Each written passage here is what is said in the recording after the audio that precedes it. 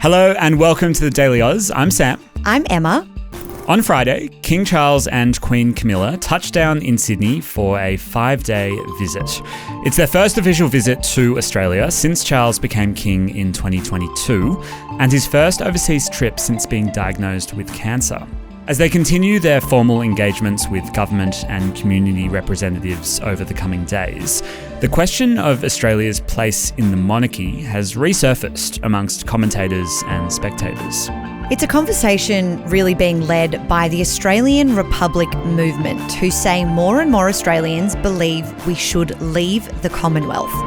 In today's deep dive, we're going to discuss why the King and Queen are here and where Australia is at when it comes to the monarchy versus Republican debate. Okay, Sam, King Charles III and his wife Queen Camilla are here in Australia. They touched down on Friday ahead of their first royal visit here since Charles became king. He's no stranger to Aussie shores, though. He first visited Australia in 1966 as a high school student, but this visit is a little bit different for a few reasons. What's on the agenda for Charles and Camilla this time around? Well, they're really going to try and do as much as possible. It's a short time that they're spending across Sydney and Canberra, but they've got plenty of people who want to see them, especially in government and community circles. They were greeted by Anthony Albanese at Sydney Airport on Friday night, and over the weekend they attended a community barbecue hosted by New South Wales Premier Chris Minns, and they had the opportunity to view the Defence Force's Navy fleets float down Sydney Harbour. Now they're going to head to Canberra, and there they're going to meet with government officials, community groups, and attend a couple of events. There's one at the War Memorial and one at Parliament House. Now, it's not actually a parliamentary sitting week, so we're not sure how many federal MPs and senators are going to be in town for it. Charles is also scheduled to tour the National Botanic Gardens, he loves a garden, and meet with scientists at the CSIRO to discuss bushfire research. Meanwhile, Camilla is going to be meeting with domestic violence advocates and representatives from a great organisation called Give It, which is a charity she's a patron of that helps distribute donations to various causes. Speaking of the Canberra leg of this royal visit, we did a story last week that really resonated with the TDA audience. And it was about the fact that none of the state premiers had accepted an invitation to attend a welcome ceremony at Parliament House in Canberra. TDA journo Harry Sekulich actually reached out to all 6 state leaders and confirmed none would be in attendance. None. This drew criticism from pro-monarchist figures who said that their absence showed a huge lack of respect. But the premiers defended their reasons, which included, mostly it was about scheduling conflicts, but some had election campaign commitments. So they all sort of gave a reason and defended why they wouldn't be there. But that was a big headline last week. And that's why I think it'll be equally interesting to see what federal politicians are making the journey to Canberra in a non-sitting week to be there for all of the official functions. One other point worth mentioning is that this is Charles's first overseas trip since his cancer diagnosis. You might remember that Buckingham Palace announced back in February that the king had been diagnosed with cancer. They didn't specify what type, but we know that he's been undergoing treatment. We also know that he's paused the treatment for this trip, and some reports suggest he's travelling with his own medical team and even his own blood supply. I guess one of the big questions then is why now? Why make the trip if he is not in good health, if he's in the middle of treatment? What's the significance? Well, I think there is some significance to the fact that it is his first visit as king, and he's a new king. He's had relatively little time in the role, and touring the different countries that are part of the Commonwealth is a really important part of the role of the head of the monarch. Charles has been here 16 times before. This is his first time as king. There's also a bigger engagement in the region, though, that I think is the main reason why the trip is happening, and that is this week's Commonwealth Head of Government meeting in Samoa. Now, this is the first one that Charles is going to attend as head of the Commonwealth, and that's obviously significant. And that's where he gets the opportunity to meet with leaders from other Commonwealth nations all in one spot. So it sounds like they're trying to cover a lot of bases, a lot of motivating factors for this trip. One of them could be about the sentiment towards or a growing sentiment away from the royal family. How are Australians feeling about the visit?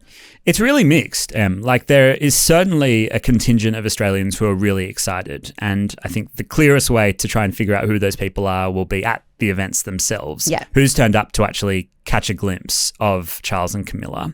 But there is a growing sense of what you could call indifference or potentially skepticism about the monarchy's role in modern Australia. I mean, reading through some of the comments from the TDA audience on that post you mentioned earlier, it definitely seems to be particularly pertinent amongst young people. Yeah, and leading the charge in terms of the discussion about Australia leaving the monarchy is the Australian Republican movement. They've been pretty vocal in the lead up to this visit and over the last few days. What's going on there? Well, they've been seizing on this moment to reignite the debate about Australia becoming a republic. They've launched this cheeky campaign calling this the farewell tour of the British monarchy in Australia. And they've gone all the way. They've got posters and T-shirts that make it look like it's the farewell tour for a rock band. Yeah, I've seen the merch. Very cheeky, very clever marketing. But behind that sort of tongue-in-cheek sentiment, what is the actual momentum behind the Republican movement at the moment? Is it experiencing any kind of an uptick? Well, we have to look to some of the opinion polls out there for an answer to that. Some recent polling suggests that about 60% of Australians would prefer an Australian head of state over King Charles. And in one Guardian Essential poll from last year, 54% said that they would support a republic referendum. Those are pretty significant numbers, but you mentioned a referendum there. So What do we need to know about that? Well, I think it's important when looking at that last Guardian poll to remember that the support for a referendum tends to fluctuate based on what's happening in the news. So you see kind of peaks and troughs based on controversies in the royal family, if there's a high-profile death, if there's a transfer of power, or if there's indeed a visit. And that kind of leads into what you were saying earlier, that a visit from the king, it would hope, from the king's perspective, firm up some of that support for the monarchy. The challenge for those who want to push for a referendum to test whether Australia should become a republic is turning that up and down and kind of more fluctuating sense of strength in the Republican movement into concrete action, no matter what time of year that question is put to the Australian people. Yeah, and if we know those numbers are about 54% or 60-ish% come referendum day, that is not a confident figure for a victory. No, and referendums tend to fail, right? I mean, we've had 8 successful referendums out of 44 attempts in Australian history. The last Republican referendum in 1999 did fail.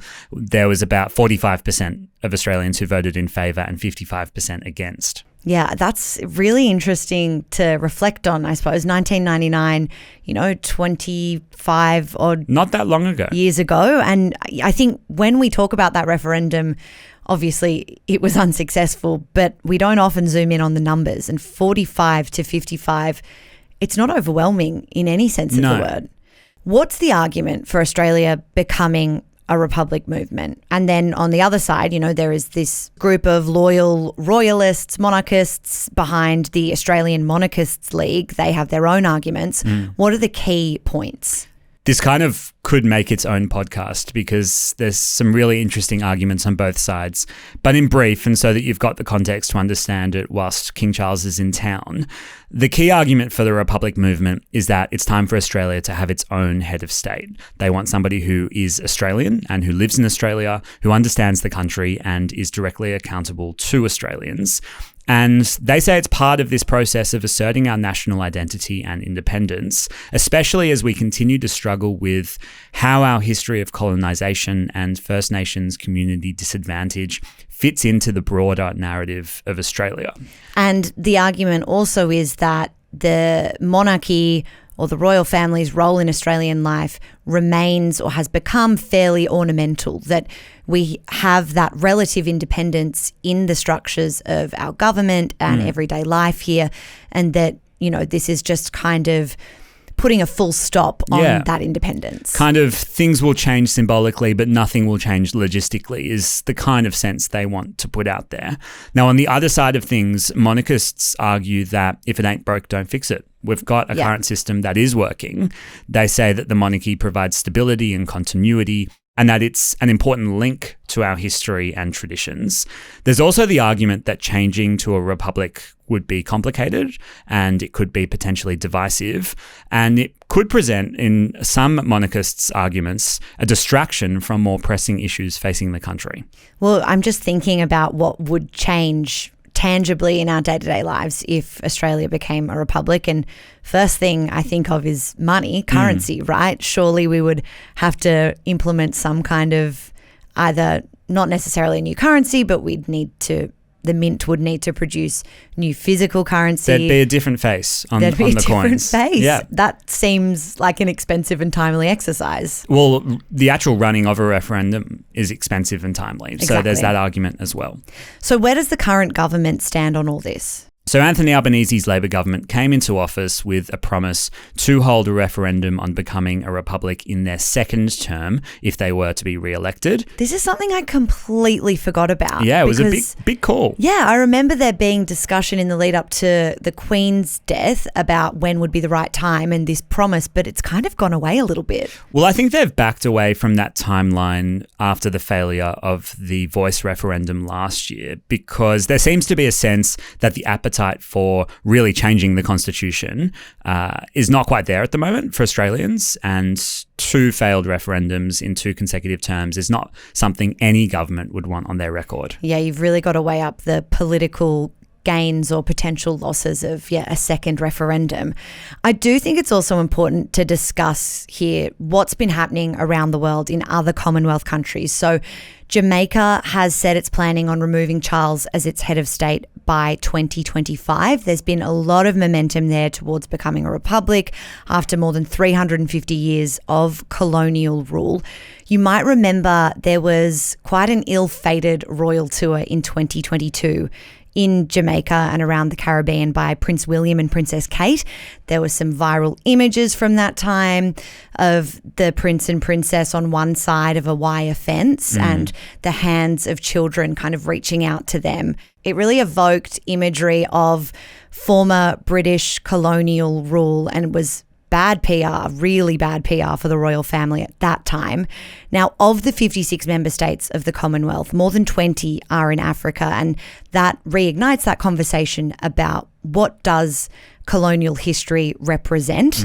And back to the Caribbean, we've got government officials in Belize, the Bahamas, Grenada, Antigua, a few other regions that have signalled they do want to become republics in the near future. Other parts of that region that have done it, Guyana, Trinidad and Tobago, Dominica, all removed the then monarch Queen Elizabeth as their head of state in the 70s, and Barbados followed suit in November 2021. So it became the newest sort of republic in the world, the most recent Commonwealth country to leave the monarchy behind. But obviously there are, dozens of countries where that conversation is ongoing. So it marks a very interesting context for this visit from Charles and Camilla. Not only this visit, but, their place and their relevance in the world. Well, I think that what the King and Queen are trying to do is trying to modernise the image of the monarch. And part of this is the fact that they're trying to do things that seem more relevant to contemporary Australian society. There's more of a focus on climate change. There's more of a focus on First Nations rights in their schedule for the next couple of days. And there's a lot of goodwill still to them personally amongst Australians. There was a recent survey that found half of Australians have a positive view of the King and royal family as people. So, they're trying to, I guess, bring that out of the woodwork and get those people to line up on the sides of a function to give some of those helpful visuals, not like the ones that you spoke about on past trips. But on the other hand, this visit has brought this debate back into the news cycle. I mean, we wouldn't be having this conversation today on the podcast if not for the fact that the King and Queen are here. And some of the key questions I think people are asking is, does it still make sense for us to be in the monarchy? And are we ready to take that next step as a nation? We've sort of mentioned that the death of Queen Elizabeth shifted gears a little bit. Yeah. Leaders had suggested that it wasn't appropriate to discuss leaving the monarchy while Queen Elizabeth was still its head, while she was still alive. So the Republican movement, it sort of felt like it was on hold. And then when the Queen did die, there were hopes from some camps that it would be the right time. Yeah. Did anything change? There was a bit of polling that compared the sentiment of Australians before and after the Queen's death. There was a 12% increase, so 20% up to 32% of those who felt Australia should become a republic as soon as possible. So there was a bit of a tick. That's a significant jump. Yeah, there was, but it wasn't seismic. It wasn't this massive groundswell. It didn't feel like, at least in the polls, like it was the overwhelmingly logical move in the minds of most Australians. The same percentage, this is really interesting, the same percentage of Australians think that Charles will be the final monarch to rule, so in other words, we're going to leave soon, as those who think that that's not going to happen. So it's quite a divided country in that way. So, I mean, that division kind of tells us that there's probably not going to be any major movement on this within the next few years. It's unlikely we're going to see a referendum in the short term. But in terms of the next few days, Charles and Camilla, the remaining days of their visit, I think what everyone will be watching closely for is that public reaction. Yeah. Is there going to be that groundswell of enthusiasm, or is the sense of apathy going to kind of take over and change and give us some more clues about where public opinion is heading? It's going to be a really visual examination of how people feel about the monarchy on the streets of Sydney and Canberra. Absolutely. Well, we'll certainly be keeping a close eye on it all. Thank you so much for breaking it down for us, Sam. Thanks, Em. We'll be back tomorrow with more of the news you need to know. In the meantime, have a great day.